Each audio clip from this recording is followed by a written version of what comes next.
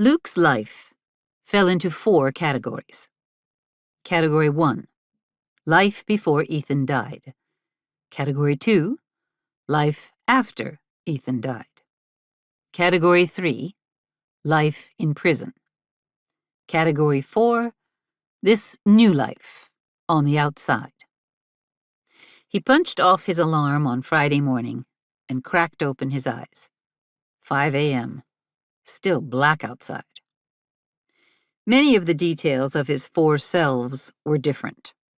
For example, before Ethan died, Luke would pull a shade over his window every night and sleep in total darkness. After Ethan died, total darkness had no longer been his friend. He hadn't been able to sleep at all, unless his closet light was on and the closet door wide open. Even so, sleep became a battle he never won. In prison, lighting choices hadn't been up to him. When the lights went out, they went out. But never to total darkness. Since he'd been released on parole, he'd been sleeping with light filtering in from the bathroom. He'd also kept one curtain pushed to the side and the window behind it cracked open a few inches, regardless of the weather. No one knew when an earthquake might strike. If one struck, you didn't want it to trap you.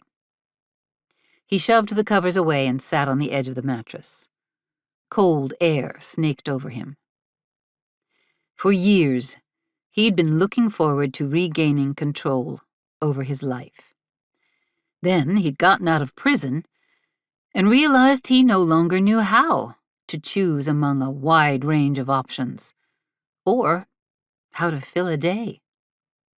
It had taken him hours to make his first trip through a grocery store. He'd stared at the huge number of soap choices for 10 minutes, then stared at the cereal choices, then the apple choices, and the yogurt choices. Overwhelmed. Finally, he'd returned home and unpacked his groceries.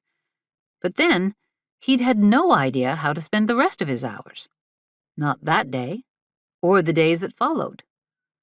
For long periods of time, he'd forgotten to eat.